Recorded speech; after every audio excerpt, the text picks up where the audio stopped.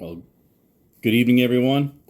Hope everyone's doing well. I'm Joel Stewart, and I am going to tie a bonefish fly. Actually, it's kind of a great all-purpose saltwater flats. They could also be a great carp fly, smallmouth, pretty much anything where fish eat small crustaceans.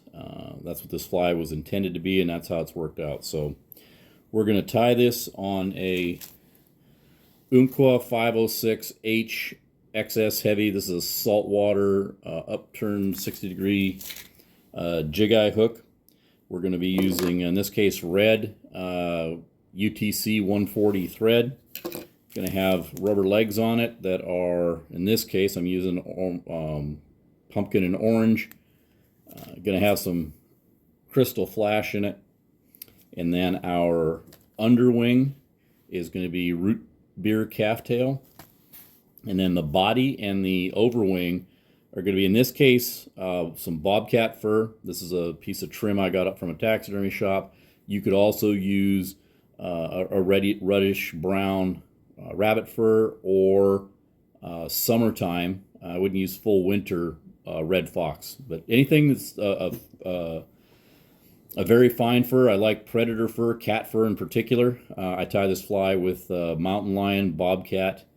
That fine fur has great underfur for the dubbing, and then also the tips compress, tie in really well, and are very soft, so they breathe in the water.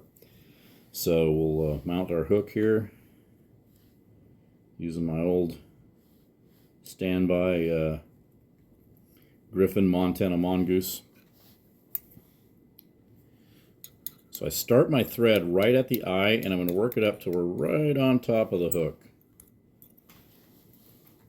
Okay, not too far in.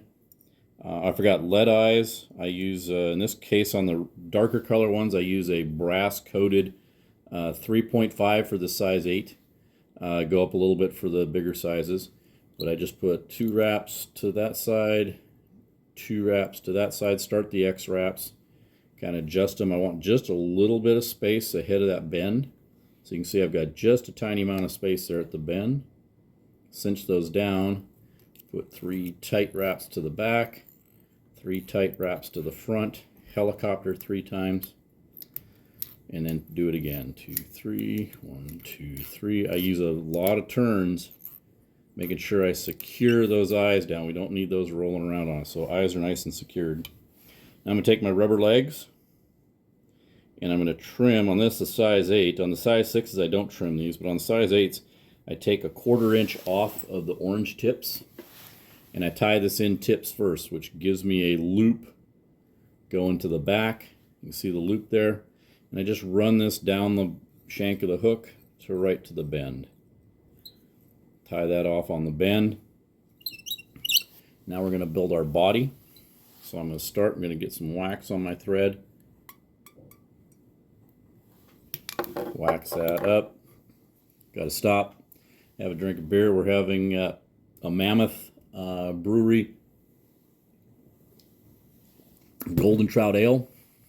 Figured it was a good beer for tying flies. So now I can take this bobcat, and I'm going to look for a section of hair that's long enough for the overwing. I'm going to get a fairly good sized clump of it, and I'm going to cut it off right at the base of the hide. And then I'm going to get those tips, and I'm going to bunch them up really tight and go about halfway down. And now I'm going to pull some of that underfur out. Not all of it, but some of it. I'm going to set those tips down on my base, and this now becomes my dubbing. So I'm going to work this onto my thread. I usually start with the first bunch going guard tips towards the hook, and then the rest I do with the tips going away.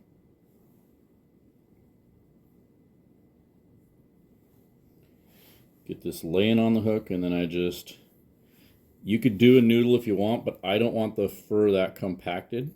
So I'm just doing a single strand noodle here, twirling it in, getting it tight, packing it on there. Not worried about making a tight, beautiful, perfect trout body, because at the end of this, I am going to fluff it all out. So here, getting it wrapped around, See, work it forward, get through the thin spot there.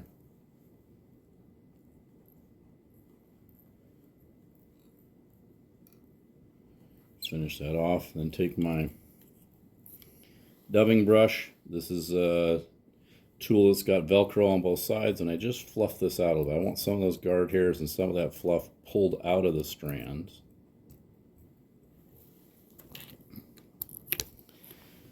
So now we got that piece of body in. I'm going to rotate my hook. I'm going to pass my thread between the eyes and have it just sitting forward. I'm going to take my crystal copper flash, wrap it around the bobbin once, pull it up, and it's going to seat right between the eyes now. Shift hands because I'm right-handed. I'm going to wrap that back across the eyes, and then just 3 little wraps to secure it. So now my flash is flowing to the back. I'm going to rotate my hook back up, and we'll tie on the underwing. So we'll take that root beer calf tail. Take a small bunch. This fly doesn't need a huge amount of dressing. You don't want to overdress this fly. I have found that an overdressed fly will actually put some fish off. So measure that so it goes just barely past the bend of the hook. So that's a nice length. Trim that off. Lay it across the eyes and get loose wrap. Capture it. Pull it in. 2, 3, and back around the eyes. And I crossed my thread under the eyes, so there's no thread crossing over the top. Just like you do on a clouser. 2, 3 securing wraps behind the eyes, and then take it forward, and then just cover up those butt ends. Alright. Got the butt ends covered. Got a little stray there. We'll nip that out of the way. Now the last thing we got to do is put the wing on it. So we grab those first fibers we cut. The tips are already pretty evened up. You can play with them a little bit. I don't worry too much about it. But now I take these fibers, measure them for length.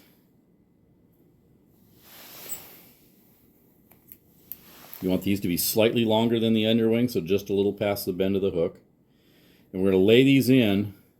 I'll do it on the other side, but you lay them in here between the eye and the shank. So I'm tying them in long. And that allows me to capture them and pull them back into position, and I'll roll that whole thing up on top of the hook. So you can see it looks pretty big and fluffy there. Those wraps are loose. And I'm just going to pull, and I'm pulling until the ends are just under the eye. And they get a little out of whack, and I'll trim off some of the excess before I start wrapping them down. Make sure it's sitting on top of the hook. That's where I want it to sit. Work it around. And now you can cover those butts up and build your head. And once that head is built, I like to roll it over, look at the other side, make sure, like that spot right there that I missed.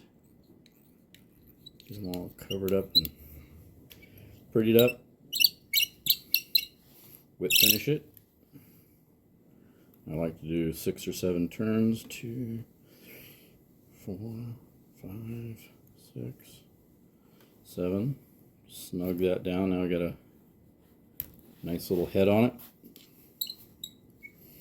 If you're really worried about making it such a super clean tie, you can get in there with a lighter and clean that up. But this fly is meant to look a little fuzzy. I don't mind a few loose ends. So I dab Solarez. Sorry, I should have showed you that. That's Solarez clear, hard, or thin. My favorite UV. Put it on all my saltwater flies. And I'm just working it around into all the threads with my bodkin here. I want to make sure all the threads are coated. I also put a little bit up on top. This is going to be going across coral, so if I can protect that clump of hair I put over the top, hit it with my UV light.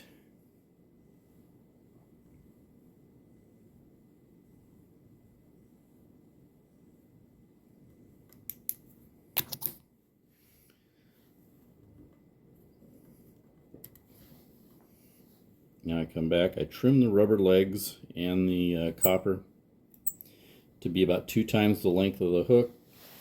Just eyeballing it. Get all that cleaned up. And there you have it. That's the Jalopy. Again, this is well, I've caught everything on this. I have caught bonefish, permit, giant trevally, barracuda, snapper.